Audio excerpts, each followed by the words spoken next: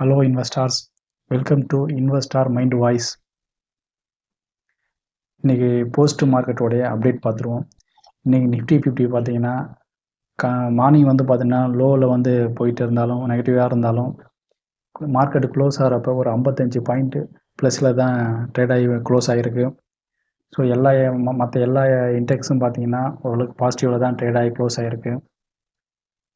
World market பார்த்தீங்கன்னா அமெரிக்காவில் 3 tau, S&P and Nasdaq மூணுமே வந்து பாசிட்டிவில் தான் க்ளோஸ் ஆகிருக்கு. ஜப்பான் மார்க்கெட்டு நிக்காயும் பார்த்தோன்னா பாசிட்டிவில் 24 பாயிண்ட் பாசிட்டிவில் தான் ட்ரேட் ஆகிருக்கு. அதேமாதிரி கோல்டு, சில்வர் இது ரெண்டுமே இன்றைக்கி பாசிட்டிவாக ட்ரேட் ஆகிட்டு இருக்கு. Copper, crude oil, natural gas இதெல்லாம் நெகட்டிவ் தான் ட்ரேட் ஆகிருக்கு. ஸோ மார்க்கெட் பார்த்தீங்கன்னா ஒரு சைடு வேஸ்லேயும் ஒரு லோ ட்ரெண்ட்லேயும் தான் இப்போதைக்கு ட்ரேட் ஆகிட்டுருக்கு. ஸோ அதனால் நீங்கள் இன்வெஸ்ட்மெண்ட் பண்ணுறத கொஞ்சம் யோசித்து பண்ணுங்கள். ஸோ உங்கள்கிட்ட நீங்கள் எஸ்ஐபி முறையில் பண்ணுறீங்கன்னா கொஞ்சம் அமௌண்ட்டாக பண்ணுங்கள். ஒரு 100 ரூபாய் இருக்குன்னா அது ஒரு 10% மட்டும் பண்ணுங்கள். அடுத்து மறுபடியும் மார்க்கெட்டு கீழே இறங்க நிறைய வாய்ப்பு இருக்குது அப்படிங்கிறது நிறைய நியூஸ் வந்துட்டுருக்கு. கிரிப்டோ கரன்சி பார்த்தீங்கன்னா பிட்காயின் $1,07,000 ட்ரேட் ஆகிட்டுருக்கு இன்றைக்கி. ஸோ கிரிப்டோ கரன்சி மார்க்கெட்டும் பார்த்தீங்கன்னா வேர்ல்டு மார்க்கெட்டு மற்ற எல்லா மார்க்கெட்டையும் டிபெண்ட் பண்ணி தான் இருக்கும். ஸோ வேர்ல்டு மார்க்கெட் நல்லா மேலே அப் ட்ரெண்டில் போச்சுன்னா கண்டிப்பாக கிரிப்டோ கரன்சி மார்க்கெட்டு மேலே தான் போகும். FINDSOட என்னுடைய ஆக்டிவிட்டீஸ் பார்த்தீங்கன்னா இன்றைக்கி வந்து எஃப்ஐஸ் வந்து பார்த்தீங்கன்னா 7,517 கோடி வாங்கியிருக்காங்க. 8,277 கோடி செல் பண்ணியிருக்காங்க. நெட்டாக பார்த்தீங்கன்னா 760 கோடி வந்து செல் தான் பண்ணியிருக்காங்க. இதனால தான் மார்க்கெட்டு வந்து காலையில் ரொம்ப டவுனில் வந்து முடியும் போது ஒரு 55 பாயிண்ட் ப்ளஸில் முடிஞ்சிருக்கு. இதில் இன்னொரு விஷயம் என்னன்னா நம்ம டிஐஸ் பார்த்தீங்கன்னா இன்றைக்கி வந்து நெட்டை வந்து பார்த்தோன்னா 1,228 கோடி பார்த்தோன்னா 1,028 கோடி பார்த்தீங்கன்னா அவங்க வந்து செல் பண்ணியிருக்காங்க. இது வந்து அடுத்தடுத்த நாளில் வந்து கண்டிப்பாக வந்து நமக்கு வந்து மார்க்கெட் டவுனாக போகிறது நிறைய வாய்ப்பு இருக்குது. லாஸ்ட்டு 3 நாளாக பார்த்தா எஃப்ஐஸ் வந்து வாங்கியிருக்காங்க. ஆனால் இன்றைக்கி ஒரு நாள் மட்டும் 1,028 கோடி செல் பண்ணியிருக்காங்க.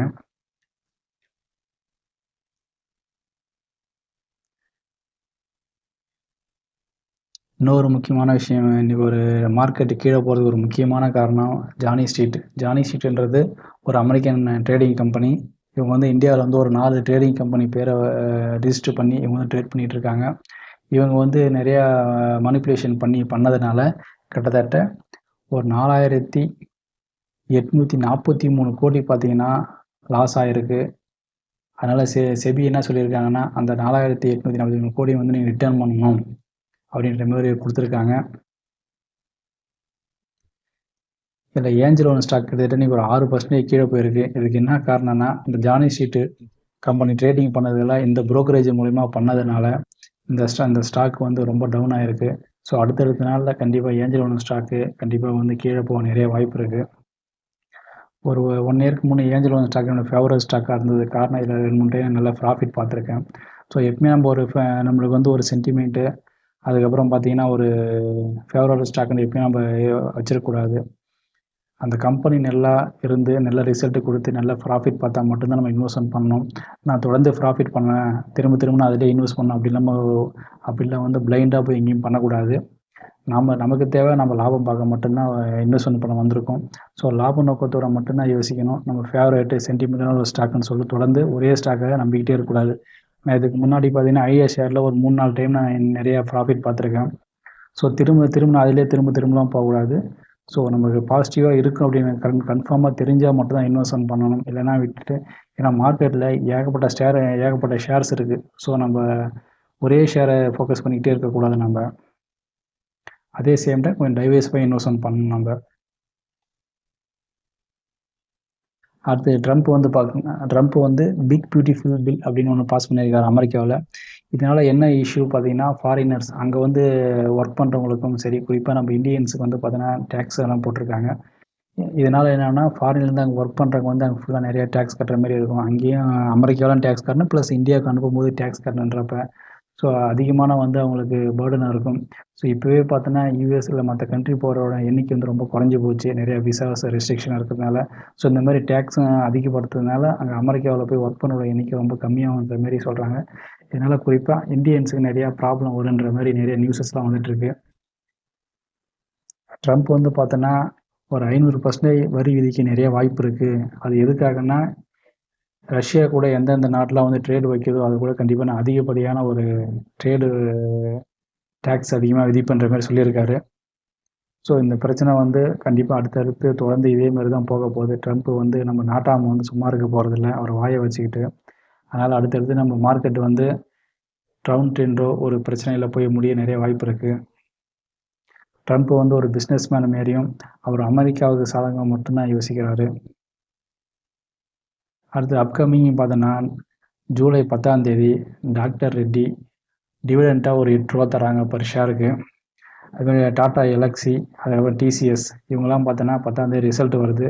ஸோ இந்த ரிசல்ட்டு டிசிஎஸ்லாம் பார்த்தோன்னா சாஃப்ட்வேர் ஃபீல்டில் இவங்க தான் டாப்பில் இருக்காங்க இந்தியாவில். அதனால் இந்த ரிசல்ட்டை பொறுத்து தான் ஐடி கம்பெனியோட அடுத்தடுத்து எப்படி போகுன்றது இருக்கும். அடுத்து ஜூலை 11ஆம் தேதி பார்த்தோன்னா பெல் வந்து பார்த்தீங்கன்னா 0.05 ஒரு ஷேருக்கு வந்து கிட்டத்தட்ட 50 பைசா வந்து ஒரு ஷேருக்கு தராங்க. ஸோ அடுத்தடுத்து இதெல்லாம் ஐடிஎஃப்சியும் பார்த்தீங்கன்னா 25 பைசா பர் ஷேருக்கு வந்து கொடுக்குறாங்க. ஸோ உங்களுக்கு ஏதாவது இந்த ஷேர்ஸ் ஏதாவது வாங்கணும்னு விருப்பம் இருந்தால் நல்லா அனலைஸ் பண்ணிவிட்டு நீங்கள் வாங்கினா டிவிடெண்ட் கிடைக்கும். இப்போ டிவிடெண்ட் உங்களுக்கு கிடைக்குன்னா இப்போ ஜூலை 10ஆம் தேதினா ஒரு நாள் முன்னாடி 9ஆம் தேதி வாங்கிட்டாலே போதும். அடுத்து 10ஆம் தேதி உங்களுக்கு எத்தனை ஷேர் இருக்கோ அத்தனைக்கு வந்து டிவிடெண்ட்டை அவங்களே உங்கள் அக்கௌண்ட்டுக்கு கிரெடிட் பண்ணுறவங்க. அதுக்கான டேட் வந்து லேட்டராக அவங்களே அறிவிப்பாங்க. அடுத்து இன்றைக்கி டுடே மார்க்கெட்டில் வந்து டாப் கெய்னர் பார்த்தோன்னா மேன்கைண்ட் ஃபார்மா தான் டாப் கெய்னராக இருக்குது. அதேமாதிரி டாப் லூசர் பார்த்தீங்கன்னா நம்ம பிஎஸ்சி அவங்க தான் கிட்டத்தட்ட 6% மேலே இன்றைக்கி வந்து அடித்து தும்சம் பண்ணிட்டுருக்கிறாங்க. அடுத்து நம்ம ஜெரான் பவுலுக்கும் நம்ம ட்ரம்ப்புக்கும் மற்ற நாட்டுக்கு வார் நடக்குதோ இல்லையோ அவங்க 2 பேருக்கு வந்து தொடர்ந்து வார் நடந்துட்டு தான் இருக்குது. ஸோ ஜெரான் பவுலை ஃபயர் பண்ணுறதா தொடர்ந்து பேசிகிட்டு இருக்காரு. ஸோ அடுத்த ஒரு ஃபெடரல் பேங்க்கோடைய கவர்னரை வந்து நான் ஆல்ரெடி சூஸ் பண்ணிட்டேன், கூடிய சீக்கிரம் அறிவிப்புன்ற மாரி அவர் சொல்லி வச்சுருக்காரு. அதேமாரி நீங்கள் இன்ஃப்ளேஷனை வந்து அமெரிக்காவில் வந்து கரெக்டான வேல்யூவில் தான் இருக்குதுன்னு ஜெராம் பவுல் சொல்கிறாரு. ஆனால் ட்ரம்ப் வந்து என்ன சொல்கிறாருன்னா, நீங்கள் ரேட் கட் பண்ணால் மட்டும்தான் அமெரிக்கா நல்லா வளர்ச்சி அடையும் அப்படின்ற மாதிரி 2 பேருக்குள்ள பிரச்சனைகள் நிறையா ஓடிட்டுருக்கு. நிஃப்டி 50யோட டெக்னிக்கல் அனலைஸ் பார்த்துருவோம். நம்ம நிஃப்டி 50 பார்த்தீங்கன்னா நீங்கள் ட்ரேட் ஆகி முடிஞ்சது 25,461 பாயிண்டில் ட்ரேட் ஆகி முடிஞ்சிருக்கு. ஸோ இப்போ நிஃப்டி 50 பார்த்தீங்கன்னா அதோடைய வால்யூம் பார்த்தோன்னா 52 வீக்கு மேலே ஹையில் தான் ட்ரேட் ஆகிட்டுருக்கு. கண்டிப்பாக இது வந்து இதுக்கப்புறம் டவுன் ஆகி வந்தால் 25,000க்கு கரெக்டாக வந்து ட்ரேட் ஆக நிறைய வாய்ப்புகள் இருக்குது. ஸோ அடுத்தடுத்து மார்க்கெட்டில் நிறைய நெகட்டிவ் நியூஸ் இருக்கிறதுனால கண்டிப்பாக 25,000க்கு வரத்துக்கு நிறைய வாய்ப்புகள் இருக்குது. அதனால் வெயிட் பண்ணுங்கள். வெயிட் பண்ணி கரெக்டாக கொஞ்சம் அனலைஸ் பண்ணிவிட்டு எந்த ஸ்டாக்காக இருந்தாலும் வாங்குங்க. இல்லை லாங் டைமுக்கு நான் வாங்க போகிறேன்னா கண்டிப்பாக எஸ்ஐபி முறையில் உங்கள்கிட்ட எவ்வளோ அமௌண்ட் இருக்கோ மாதமோ இல்லை வாரமோ அந்த அமௌண்ட்டை நீங்கள் கண்டிப்பாக இன்வெஸ்ட்மெண்ட் பண்ணுங்கள். ஸோ அந்த வீடியோ உங்களுக்கு பிடிச்சிருந்தா லைக் பண்ணுங்கள், ஷேர் பண்ணுங்கள், சப்ஸ்கிரைப் பண்ணுங்கள், கமெண்ட் பண்ணுங்கள். ஸோ உங்களுக்கு அடுத்து ஏதாவது ஒரு ஷேரை பற்றி ஏதாவது டவுட் இருந்தால் அதை பற்றி கேளுங்க. அடுத்தடுத்து இந்த 2 நாளில் நம்ம டிஸ்கஸ் பண்ணுவோம். Okay, thank you.